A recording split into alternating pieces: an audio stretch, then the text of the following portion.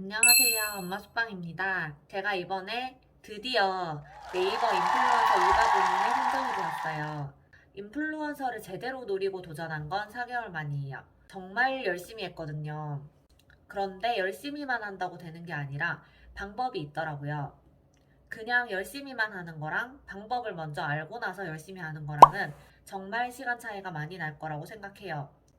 여러분들의 시간을 아껴드리기 위해 제가 생각하는 인플루언서 되는 방법, 노하우를 풀어보겠습니다. 최근에는 너무 많아진 인플루언서 숫자 때문인지 점점 까다롭게 뽑고 있고 그만큼 인플루언서 되기가 더 어려워졌어요. 저를 포함해서 최근 2달 사이에 인플루언서가 되신 분들을 제가 분석을 해봤어요. 그걸 지금 정리해드리겠습니다. 우선 네이버 인플루언서 선정 조건에 대한 대표적인 오해가 몇 가지 있어요. 첫 번째, 이웃이 많아야 한다. 3,000명 이상 되어야 한다는 말도 있더라고요. 두 번째, 1일 1포스팅 해야 한다. 세 번째, 운영 기간이 짧으면 될 수 없다. 네 번째, 유튜브, 인스타 등 연동 채널이 있어야 한다. 이 조건들이 인플루언서 선정에 도움이 되는 건 맞는 것 같아요, 확실히. 그런데 제가 분석한 결과 절대적인 조건은 아니었어요.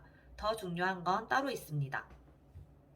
네이버가 가장 중요하게 보는 것은 내 블로그의 뚜렷한 정체성 그리고 가치 전달이에요.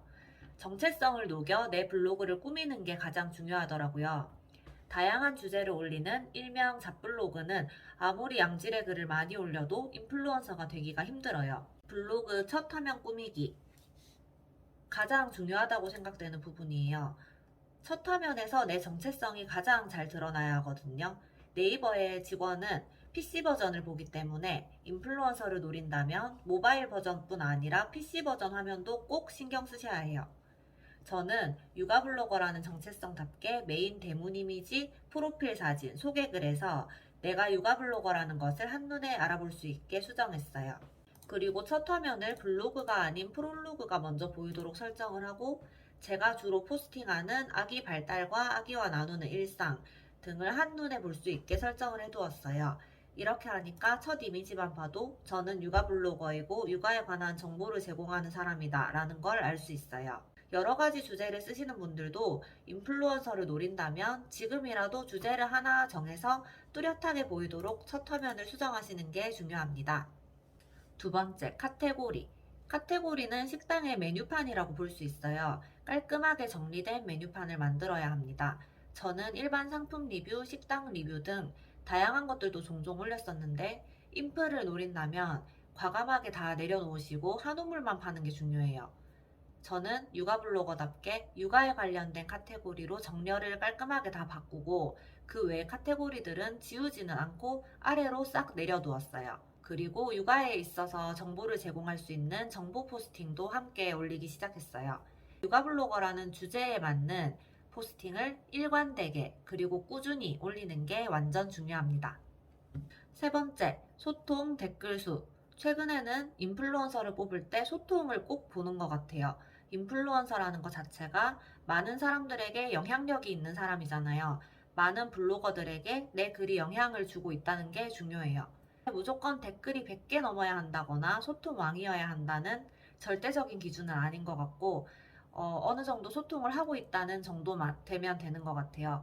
저는 이웃 정리를 하고 광고 계정과는 일절 소통을 하지 않고 같은 주제를 가진 육아 블로거 위주로 소통을 이어갔어요. 댓글이 많을 때는 100개가 넘을 때도 있고 적을 때도 3, 40개 정도 선은 달릴 정도로 소통을 놓지 않고 꾸준히 유지하는 편이에요. 첫 번째, 이웃이 많아야 한다. 어느 정도의 이웃은 필요하지만 무조건 몇천 명 이상 되어야 한다는 절대적인 기준은 없었어요. 저는 이웃이 1,500명대이고 최근 인플 되신 분들을 보았을 때 이웃 수가 500명대인 분들도 있었어요. 두 번째, 1일 1포스팅 해야 한다. 꼭 1일 1포스팅을 채워야 하는 건 아닌 것 같아요. 저도 하루씩 안 올리는 날도 있었어요. 1일 1포스팅보다 이틀에 한 번이라도 주제에 맞는 양질의 글을 꾸준하게 올리는 게 가장 중요한 것 같아요. 세 번째, 운영 기간이 짧으면 될 수 없다. 제 블로그 이웃님 중에는 블로그 시작 고작 4개월 만에 육아 인플루언서가 되신 분도 있어요. 운영 기간이랑은 상관이 없다는 걸 알 수 있어요. 네 번째, 유튜브, 인스타 등 연동 채널이 있어야 한다. 저는 지금 인플루언서가 된 이후에 유튜브를 연동시켜 두었는데 신청 당시에는 아무 채널도 연동해 두지 않은 상태였어요. 연동 채널은 플러스 요인이긴 하지만 없어도 선정되는데 상관은 없어요.